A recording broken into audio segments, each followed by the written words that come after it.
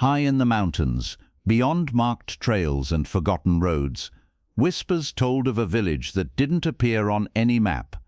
Travelers who stumbled upon it spoke of warm fires, kind smiles, and streets untouched by time, but none of them were ever seen again.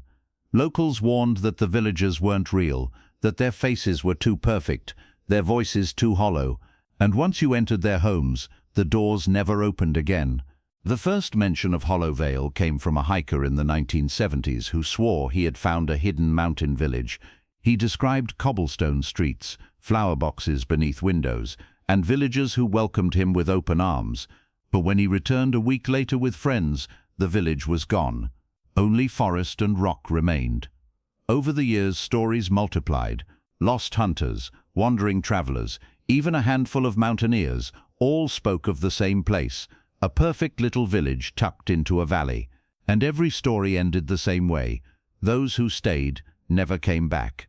For Daniel and Mia, two young explorers chasing legends for their travel blog, Hollow Vale was irresistible. They had heard whispers from locals in a small mountain town, warnings spoken with nervous glances. "The village isn't real," one old man had muttered, "and if you find it, don't accept their food, don't step inside their homes." But curiosity won. The trail began innocently enough. Pines towered overhead, their branches heavy with snow. The air was thin, each breath sharp in their lungs. Daniel checked his compass often, frowning as the needle quivered strangely, as though the mountain itself interfered with it. By late afternoon they were lost. The path behind them had disappeared under drifting snow, and the forest pressed close, unfamiliar. Mia shivered, pulling her scarf tighter. "Daniel, I think we should turn back." Before he could answer, the trees parted. There, nestled in the valley below, was a village. Smoke curled from chimneys, warm golden light glowed in the windows. The streets were lined with tidy cottages, their roofs blanketed in snow. It looked alive, untouched by time, a postcard from another century. Mia gasped, "We found it." Daniel's eyes widened, awe mixing with unease. "But it's not on any map." They descended cautiously, boots crunching in the snow. As they approached, the sound of laughter drifted on the wind, soft, pleasant, strangely melodic. The first villager they met was a woman in a long wool dress, her hair braided neatly. She smiled warmly, her voice calm. "Welcome, travelers. You must be cold. Come inside, we'll give you food and warmth." Mia smiled back instinctively, but Daniel hesitated. Something about her eyes unsettled him. They were too clear, too glassy, as though they reflected more light than they should. Still, the warmth of the village was intoxicating after hours in the freezing forest. They followed the woman to a cottage where a fire roared in the hearth. A table was set with bread, fruit, and steaming bowls of stew. Daniel sat cautiously, watching the villagers who gathered around them. Every face was symmetrical, flawless. Their smiles never faltered, their voices blended, soft and melodic, as though rehearsed. Mia whispered, "It's like stepping into a painting." But when Daniel glanced at the window, his heart froze. Outside, the forest was gone. The view showed only more cottages, stretching endlessly, no mountains in sight. The village wasn't nestled in the valley, it had swallowed it whole. Daniel blinked hard, pressing his hand against the frosted glass. The view beyond the window rippled faintly, as if the cottages outside weren't solid but painted on water. He rubbed his eyes, but the image didn't change. Endless houses, endless glowing windows, all repeating the same pattern. Mia tugged at his sleeve. "Daniel, eat, they're waiting." He turned back. The villagers had gathered closer around the table, their smiles never wavering. Their eyes gleamed in the firelight, all too bright, too uniform. One man gestured kindly toward the stew. "You must be hungry after such a long journey." The smell was rich, comforting, almost overwhelming. Daniel's stomach growled, but his instincts screamed danger. He whispered, leaning close to Mia, "Don't touch it." She frowned. "Why not? They've been nothing but kind." But then he noticed something. The bowls of stew, each one was identical, same amount, same shape of bread placed perfectly beside it. And the steam didn't rise naturally. It curled in the same looping pattern, again and again, like smoke trapped in repetition. Daniel's pulse quickened, because it's not real. The room grew colder. The villagers' smiles remained fixed, but their eyes shifted, all of them turning toward him at once. The woman who had first greeted them tilted her head, her voice still calm but sharper now. "It is rude to refuse our hospitality." Mia shifted uncomfortably. "We're grateful, but we just need directions back to town." The woman's smile widened, too wide, stretching unnaturally. "There is no way back. You are home now." Daniel grabbed Mia's hand, pulling her up from the table. Chairs scraped against the floor as the villagers rose in unison, their movements stiff, mechanical, their voices blended together, soft but insistent. "Stay, stay." He backed toward the door, heart hammering, but when he reached for the handle, the wood beneath his fingers writhed like warm flesh. The door pulsed once, then fused shut. Mia gasped, stumbling back. "What is this place?" The villagers stepped closer, their perfect faces illuminated by the fire, and then, as one, they stopped smiling. Their jaws slackened, mouths falling open in silence. From those open mouths came a sound, not words, not breath, but the faint echo of footsteps. Dozens, maybe hundreds, marching through distant streets that shouldn't exist. Daniel yanked Mia toward the window. With a desperate shove, he cracked the glass and pushed it open. Cold air rushed in, carrying the scent of snow and earth. He climbed halfway out, then froze. Outside, the village stretched endlessly. Rows of cottages repeated into the distance, each with identical lights in their windows. But there were no mountains, no forest, only the village, sprawling forever. Mia's voice trembled. "Daniel, it's a trap." Behind them, the villagers moved closer, their hollow eyes glowing faintly now. Their chant deepened, louder, layered. "Stay, stay." Daniel pulled Mia through the window, dropping into the snow outside. The ground felt wrong, soft, spongy, like walking on damp fabric. The cottages loomed on either side, their doors creaking open in perfect unison. From within, more villagers stepped out, faces identical to the ones they had just left behind. Mia clutched his hand, her voice breaking. "There's no end. They'll surround us." The villagers advanced, rows of perfect smiles stretching into the fog. And above the rooftops, the church bell tolled midnight. But no church stood in sight. The bell tolled again, a low metallic note that vibrated through the ground, shaking the cottages around them. Daniel pulled Mia into a narrow alley between two houses, their boots sinking slightly into the spongy, snow-like ground. He tried not to think about why it gave beneath their weight, as if it weren't real earth at all. Mia's breath came fast and shallow. "There's no church, Daniel. Where's the sound coming from?" He glanced upward. The fog above shifted, revealing the outline of a steeple that hadn't been there before. Black and skeletal, it loomed higher than the mountains themselves, its bell swinging though no rope moved it. Each toll echoed endlessly, as if time itself was caught in a loop.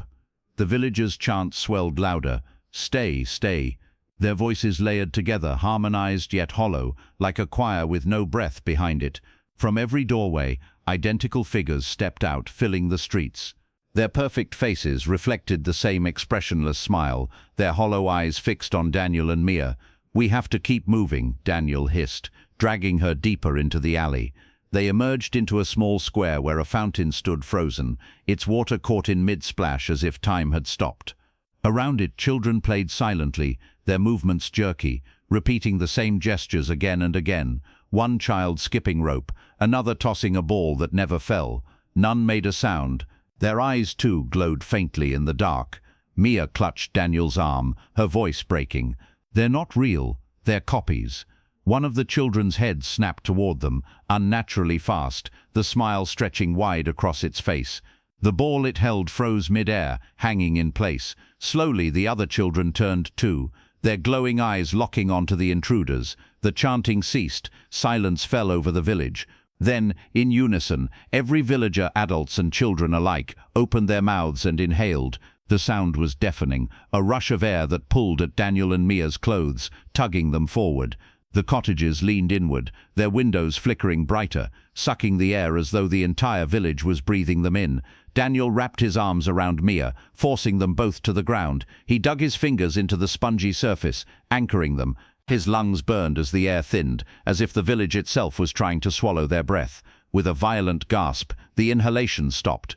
The villagers' mouths closed in perfect unison. Then, just as suddenly, they exhaled. The blast of air knocked Daniel and Mia backward, hurling them against the fountain. Daniel's vision blurred as the bell tolled again, reverberating inside his skull. When his sight cleared, the square had changed. The villagers were gone. The cottages stood empty, their windows dark. Even the children had vanished from the fountain's edge. Mia staggered to her feet, clutching his hand. Did we escape? Daniel's eyes darted across the square. Something was wrong. The fountain was no longer frozen. Water poured freely, rippling in the moonlight. But in the reflection, he didn't see the village. He saw himself and Mia, standing in the middle of a vast void, surrounded by endless rows of faces staring down at them from above, glowing, identical, perfect. Mia followed his gaze into the water. Her scream echoed through the square, because in the reflection, their own faces had already changed. Their eyes glowed faintly, their smiles stretched too wide. They were becoming villagers. Daniel splashed at the fountain, shattering the reflection into ripples. For a moment, the glowing eyes and twisted smiles disappeared. But when the water stilled, the image returned, stronger, clearer. Their faces were still changing. Mia staggered back, clutching her mouth. No, it's not real. It can't be real. Daniel grabbed her shoulders, forcing her to meet his eyes. Listen to me. We're still us. We just have to find a way out before this place makes us like them. The bell tolled again, closer now, as though the invisible steeple had moved into the square itself. The sound reverberated through their bones, shaking the ground. Cottages lining the square flickered with light. Their doors creaked open, one by one, as villagers emerged. But this time, they weren't smiling. Their faces were blank, their jaws slack, eyes glowing brighter than ever. The woman who had first welcomed them stepped forward. Her braid was perfect, her dress spotless, but her movements were stiff, almost puppet-like. Her hollow voice rang out, "You are already part of us." Mia shook her head violently. "We're not." The villagers moved closer, surrounding the square. Their footsteps echoed in unison, perfectly synchronized. Daniel scanned frantically for an escape. His eyes landed on the church steeple looming above. It wasn't attached to any building now. It stood alone, a skeletal tower of black stone rising from the center of the square. Its crooked door gaped open, light flickering within. "It's the bell," he said. "It's controlling them. If we stop it, maybe we stop all of this." Mia's eyes widened. "You want to go toward that thing?" The villagers' pace quickened, their circle tightening. Dozens of glowing eyes fixed on them, bodies jerking with each step. Daniel pulled Mia's hand. "It's our only chance." They sprinted toward the steeple, dodging villagers as they lunged. Hands clawed at their clothes, cold and unyielding, but they shoved through, stumbling into the tower's open doorway. Inside, the air was suffocating. The walls pulsed faintly, as though alive, and the spiral staircase stretched upward endlessly into the dark. Above, the bell tolled again, so loud it made their ears bleed. Each step was heavier than the last. The stairs seemed to stretch, pulling higher no matter how far they climbed. Mia gasped. "We're not getting closer. It's endless." Daniel gritted his teeth, dragging her upward. "Don't stop. It wants us to give up." The bell tolled again, and shadows slithered across the walls. Villagers appeared on the stairs above and below, climbing in perfect unison. Their glowing eyes pierced the dark as they reached for the intruders. Mia screamed, swinging her flashlight at one.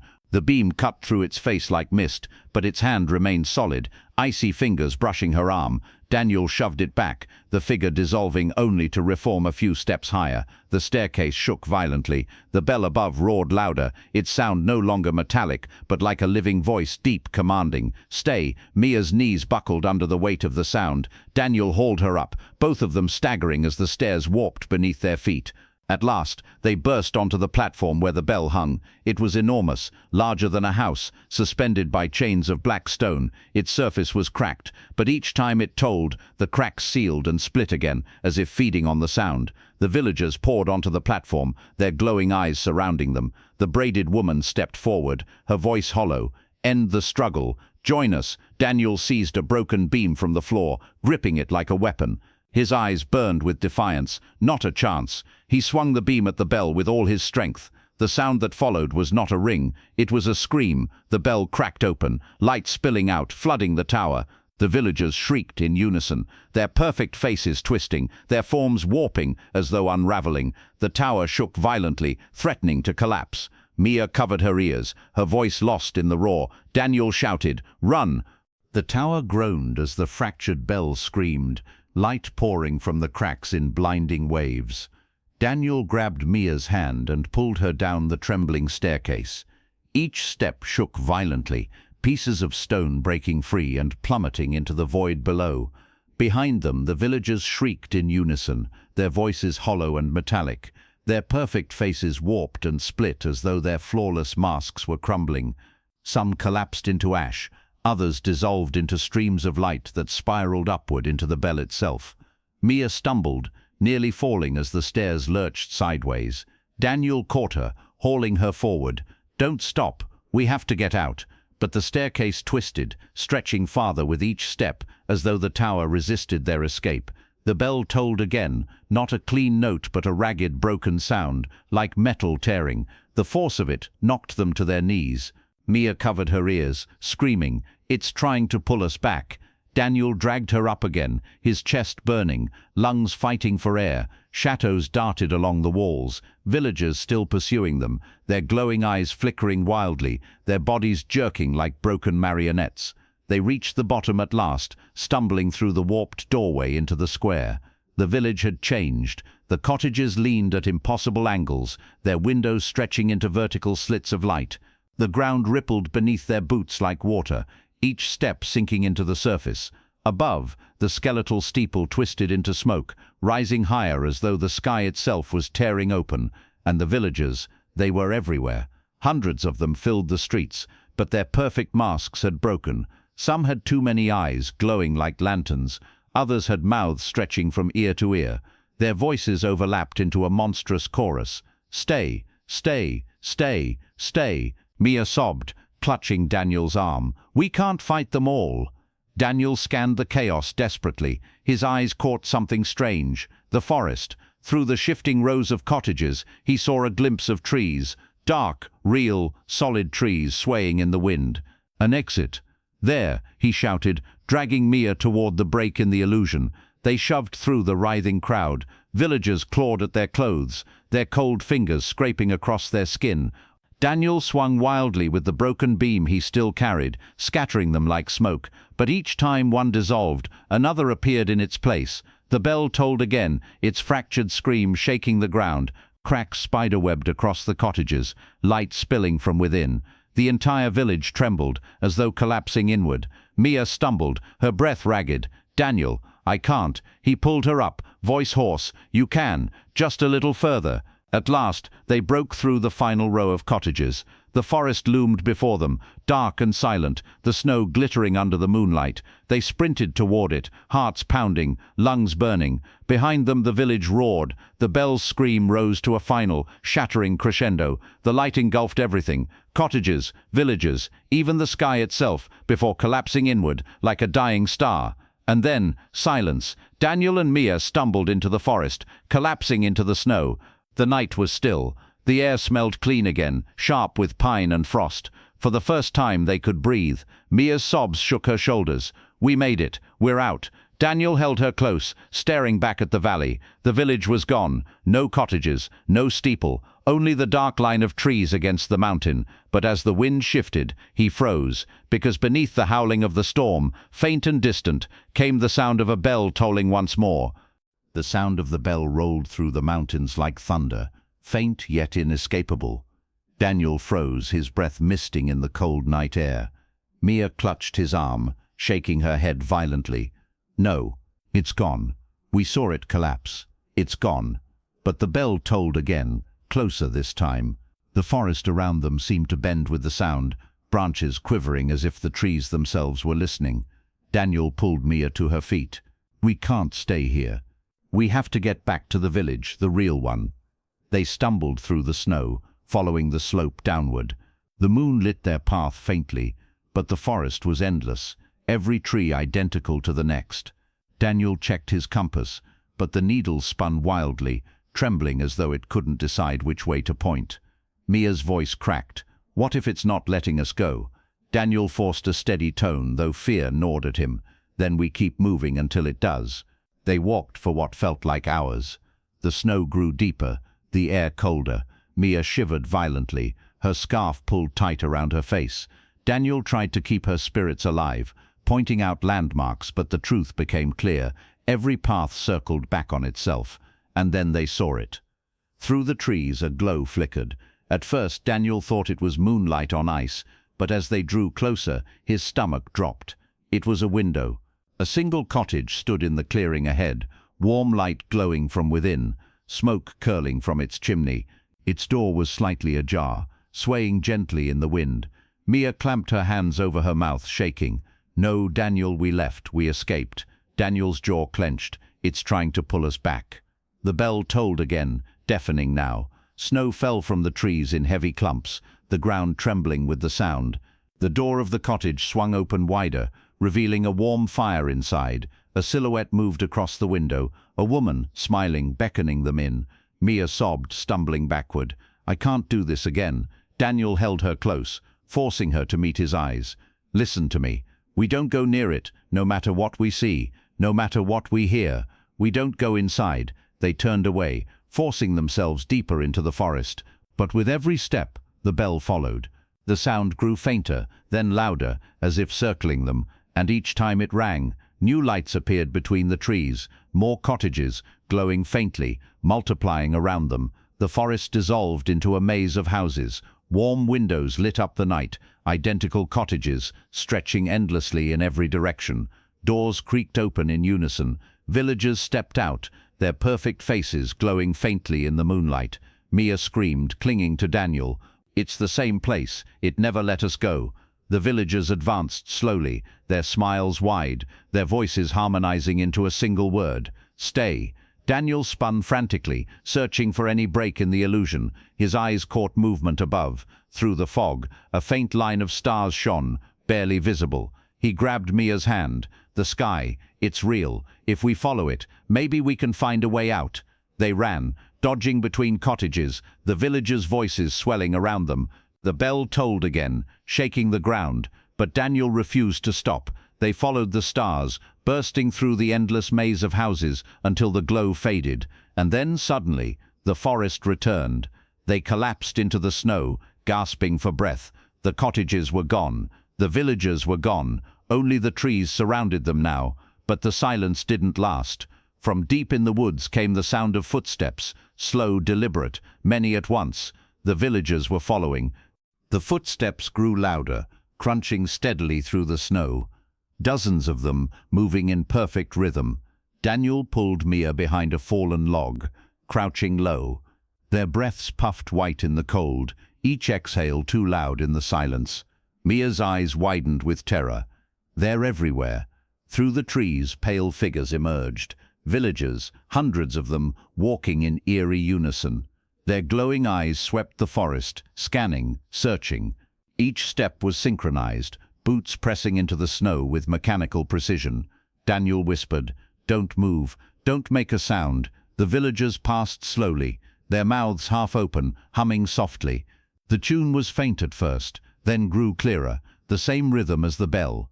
Each note rattled through Daniel's bones, his vision blurred, and for a moment he saw himself walking among them, his eyes glowing, his mouth moving in time with the song.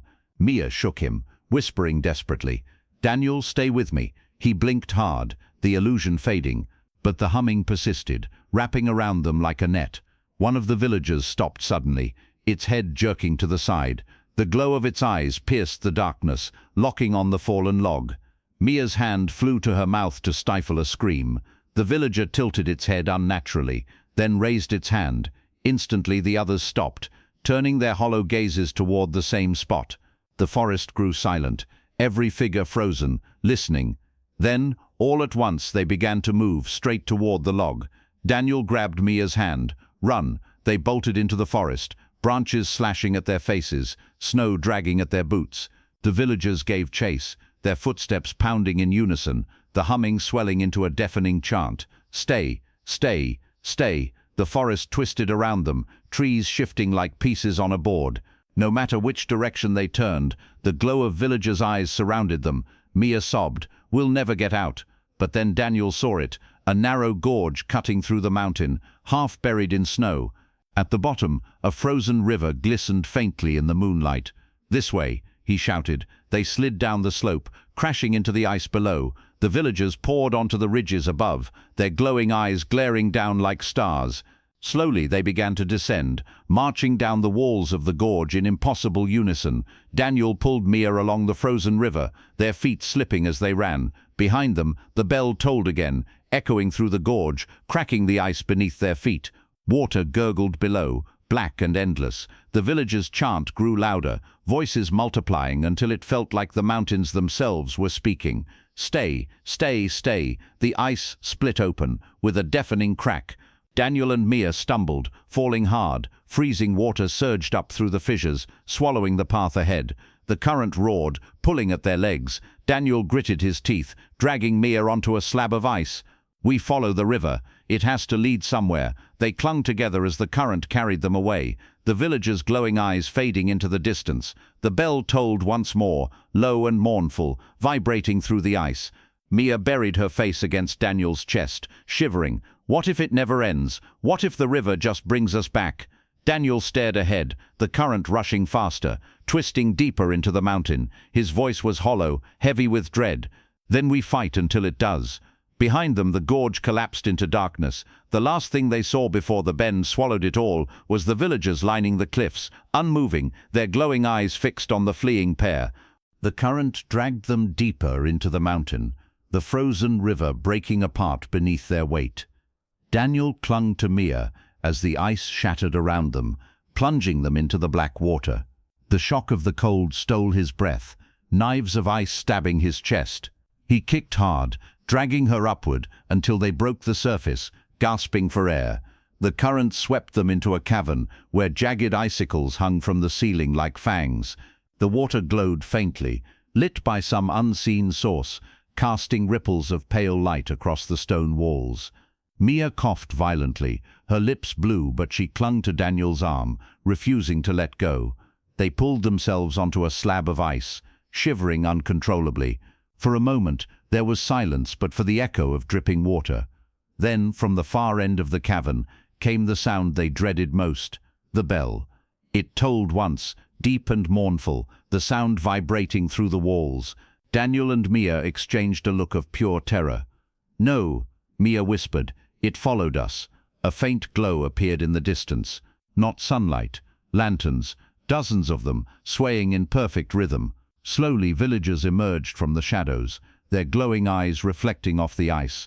Their steps were silent, yet the water rippled with each movement, as if the cavern itself bent to their presence. Daniel staggered to his feet, pulling Mia close. "We can't let them corner us. There has to be another way out." They stumbled along the ice, deeper into the cavern. The glow behind them grew brighter, the villagers closing in. The bell tolled again, louder this time, and the walls themselves seemed to shift, passages opening and closing as though the mountain were alive. At last they reached a narrow crack in the stone. Wind whistled through it, cold but real. An exit. Daniel squeezed Mia's hand. "That's it. We can make it." They forced themselves through the gap, stone scraping their skin. The passage widened, leading to a high ledge overlooking the valley. Snow fell gently, the mountains stretching endlessly under the moonlight. For the first time, freedom seemed possible. Mia collapsed to her knees, sobbing with relief. "We're out. We're finally out." But Daniel didn't answer. His eyes were fixed on the valley below. There, spread across the mountainside, was the village. Not one, but many. Hundreds of identical hollow vials, each glowing with warm windows and rising smoke. Rows upon rows of cottages stretched into the distance, repeating endlessly, swallowing the entire landscape. Mia followed his gaze, her face draining of color. No, no, this can't be real. The bell tolled again, but this time it didn't echo from behind. It came from everywhere, every steeple of every village ringing in perfect unison. The sound shook the mountains, the snow, the air itself. Daniel pulled Mia to her feet, desperation in his voice. "We keep moving. There has to be an end." But as they turned, they saw figures climbing the slope toward them. Villagers, emerging from every valley below, their glowing eyes fixed on the ledge. Thousands of them, moving in perfect rhythm, their chant rising with the toll of the bells. "Stay, stay, stay." Mia clutched Daniel's hand, tears freezing on her cheeks. There's no escape. The villagers closed in, their lanterns blazing brighter. The glow washed over the mountain, swallowing the stars, and in the fading light of the moon, the two travelers realized the truth. Hollow Vale was not a village hidden in the mountains. It was the mountain, endless, inescapable, waiting for anyone foolish enough to enter. Some say Hollow Vale was never a village at all, but a hunger carved into the mountains themselves, a place that reshaped reality until every path led back to its glowing windows. Daniel and Mia were never seen again, their names whispered like the others who vanished before them. On cold nights, hikers claim they hear bells tolling across the peaks, guiding them toward a village that doesn't exist on any map.